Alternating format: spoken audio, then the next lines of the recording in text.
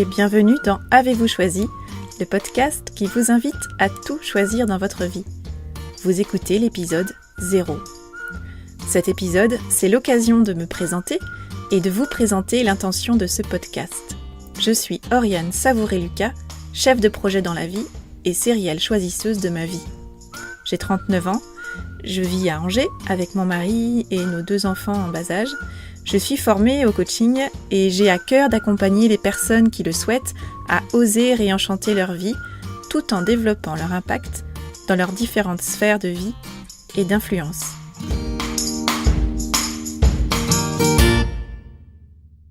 Avez-vous remarqué combien sont nombreuses les personnes qui disent ne pas savoir choisir, qui ont peur de regretter leur choix, qui reculent autant que possible l'heure du choix parce que choisir c'est renoncer et que ça c'est difficile, des personnes qui ne sont jamais vraiment satisfaites des choix qu'elles ont faits, qui s'en remettent aux autres ou à la vie pour faire un choix, voire qui subissent leur vie. Alors vous, quelle relation entretenez-vous avec le choix ? Est-ce que vous avez tendance à répéter souvent que vous ne savez pas choisir ? Et est-ce que cela génère de la frustration, de l'agacement, voire de la colère en vous ? Est-ce que la simple idée de choisir vous paralyse et vous fait paniquer ? Est-ce que vous n'êtes jamais vraiment satisfait des choix que vous faites ? Est-ce que vous avez tendance à regretter vos choix, persuadé que vous auriez pu en faire un meilleur ? Est-ce que vous vous sentez englué dans votre quotidien en mode métro, boulot, dodo et vous n'aimez pas vous observer tourner à vide, tel le hamster qui tourne énergiquement dans sa roue en plastique ? Peut-être que vous êtes une personne engagée et vous réussissez ce que vous entreprenez, mais vous êtes essoufflé à force de jongler frénétiquement entre dossiers, enfants, écrans, rendez-vous, liste des choses à faire, et à force d'essayer de tout faire entrer au chausse-pied dans votre vie. Est-ce que vous sentez que vous avez besoin de vous recentrer et de faire des choix ? Est-ce que vous avez envie de changement, mais vous ne savez pas ce que vous voulez faire ? Parce que vous êtes face à un champ des possibles trop vaste, beaucoup trop vaste. La simple idée d'y penser vous donne d'ailleurs le vertige ? Est-ce que vous prenez conscience que vous vous adaptez tellement bien aux besoins et aux attentes des autres que vous en avez oublié qui vous êtes et ce que vous voulez vraiment ? Est-ce que vous réalisez que vous n'avez plus envie de vous contenter d'être choisi et vous voulez vous assurer que vos choix sont avant tout fidèles à ce que vous voulez ? Ou encore, peut-être est-ce que votre vie vous convient plutôt bien comme ça, mais vous avez envie de revisiter vos choix pour les réaffirmer, les ajuster si besoin, les transformer ou encore faire de nouveaux choix ? Si vous vous retrouvez dans l'une ou plusieurs de ces manières de fonctionner face au choix, mon petit doigt me dit que ce podcast pourrait vous être utile et vous plaire. En tout cas, je l'espère. L'idée de ce podcast a germé à partir d'un intérêt de longue date pour le thème du choix, d'un constat paradoxal et du compliment qu'une amie m'a fait il y a quelque temps. Depuis que je suis adolescente, j'observe et j'explore avec curiosité et intérêt la question du choix. J'ai développé une forte sensibilité à l'idée que notre vie est ancrée dans une époque, une société, une culture, une famille spécifique et que chacun de ces écosystèmes est régi par des règles, des codes, constitués en un système construit dans lequel nous évoluons et qui n'est ni naturel ni inné. Et depuis longtemps, je veux être attentive à ne pas faire des choix uniquement sur la base d'un gros paquet informe de déterminisme, de conditionnement, de réflexes, de croyances apprises et de choix par défaut, dont je ne questionnerai jamais la pertinence ni l'utilité pour moi. J'ai à cœur d'être attentive à ce qui influence mon choix et à faire des choix éclairés et assumés parce qu'ils ont du sens pour moi. À noter que ces choix peuvent être tout à fait conventionnels.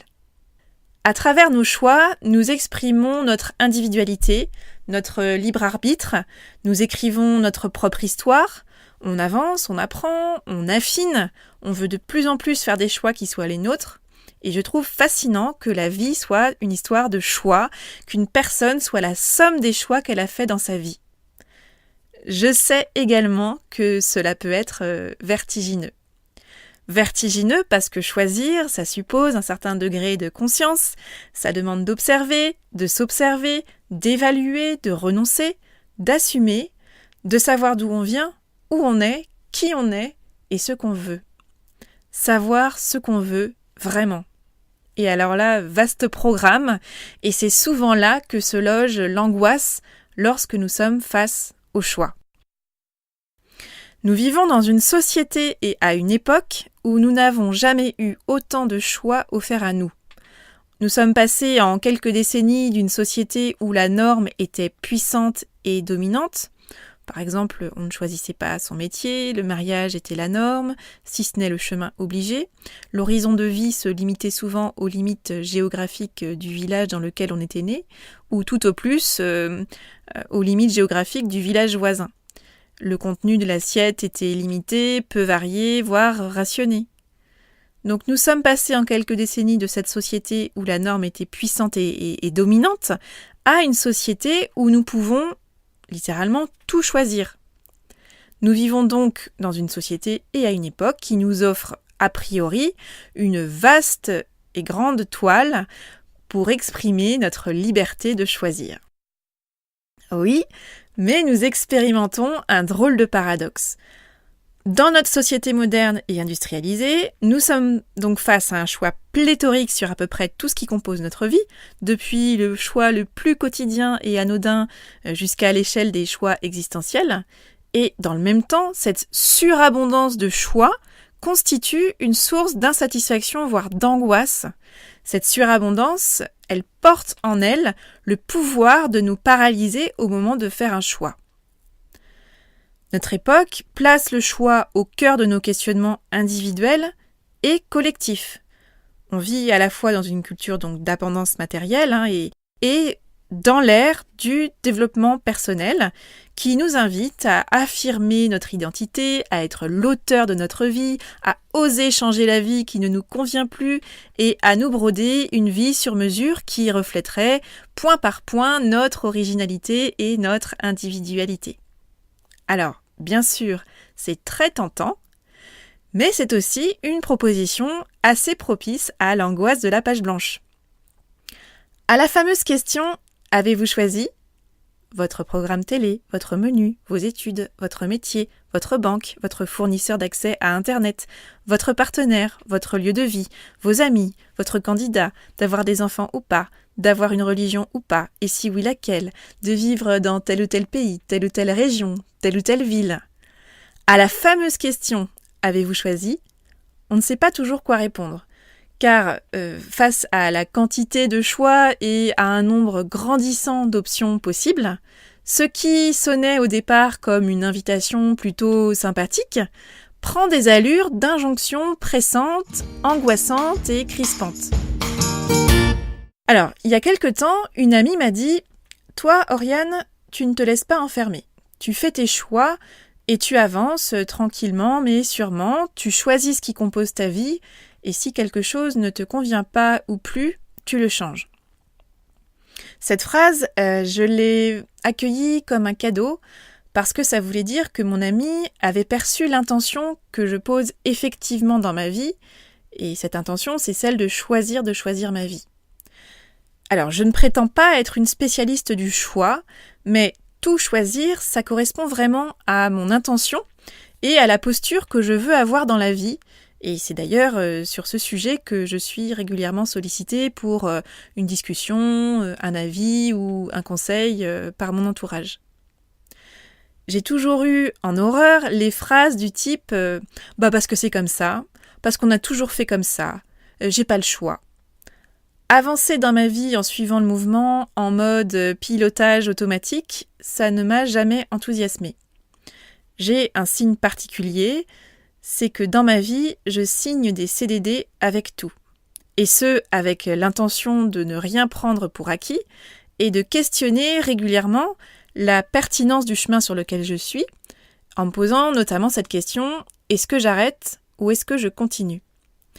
Je revisite mes choix régulièrement, soit pour les réaffirmer, soit pour les modifier. Donc en repensant à cette phrase de mon ami, je me suis dit, Bah oui, c'est vrai, je ne me laisse pas enfermer, je fais mes choix et quand quelque chose ne me convient pas, je passe à l'action et j'honore mes choix. Et dans le même temps, ce retour que m'a fait mon ami m'a permis de me rappeler que choisir sa vie, c'est une intention, une posture, mais surtout c'est un chemin et qu'on n'est jamais arrivé. Parce que même si, en effet, je pose au quotidien l'intention de choisir et que j'avance dans ma vie le plus possible en choisissant concrètement ma vie, il n'en reste pas moins qu'il y a des zones ou des sphères de vie dans lesquelles j'ai fait des choix ou je fais des choix avec aisance et d'autres pour lesquelles c'est beaucoup moins fluide, plus rugueux, plus compliqué et inconfortable. C'est donc véritablement un cheminement et ce n'est jamais fini. Et ça, je trouve ça passionnant. Alors, j'ai eu envie de poursuivre mon exploration du choix sous la forme d'un podcast. Alors, pourquoi un podcast ? Eh bien, tout d'abord parce que je suis moi-même très friande de ces capsules audio thématiques qui permettent de créer une connexion et une intimité immédiate entre la voix qui s'exprime et les oreilles qui ont choisi de l'écouter. J'aime vraiment ces rendez-vous audio réguliers, ou pas d'ailleurs, avec des voix, des récits, des histoires de vie et des messages qui me touchent, me questionnent, me font cheminer et que je peux choisir d'écouter quand j'en ai envie et où je le veux. Donc pour ma part, beaucoup dans le train que je prends presque tous les jours, dans la voiture ou encore lors d'une balade au bord de l'eau près de chez moi. Et un podcast parce que, en parlant autour de moi du choix ou tout simplement en écoutant les gens parler autour de moi, j'ai pris la mesure du vif intérêt que suscite ce sujet du choix et des questionnements qu'il génère. Alors aujourd'hui, je vous remets une invitation vocale. Je vous invite à vous joindre à moi pour partir explorer avec curiosité le territoire du choix avec plus de jeu et moins d'enjeux. Je vous propose d'écouter les épisodes de Avez-vous choisi ? Et je vous invite à choisir si ce que je dis vous parle ou pas, pour tout ou partie, maintenant, peut-être plus tard, ou peut-être bien jamais. Avez-vous choisi ? Sera publié chaque vendredi et son format sera court. La majorité des épisodes seront des billets dans lesquels je partagerai réflexions, questionnements et ressources inspirantes qui m'aident à choisir ma vie et qui, je l'espère, seront source de cheminement et d'inspiration pour vous. Régulièrement, je vous proposerai de faire la connaissance d'une personne que je trouve inspirante sur la question du choix, à travers une conversation que j'ai eue avec cette belle personne et son petit supplément d'âme. Une manière de poursuivre votre exploration du territoire du choix à travers la découverte d'un parcours singulier. Alors voilà, c'est parti. Je me réjouis de m'aventurer dans l'exploration du vaste et intrigant territoire du choix, avec curiosité, avec vous et pour vous. Si vous aimez ce que je vous propose et que vous voulez faire partie de cette aventure audio, je vous invite à partager votre enthousiasme par écrit en déposant un avis 5 étoiles sur iTunes et à faire connaître Avez-vous choisi à celles et ceux qui vous sont chers et que l'idée de tout choisir dans leur vie pourrait réjouir. Je vous dis à très vite et d'ici là, et si vous choisissiez tout ?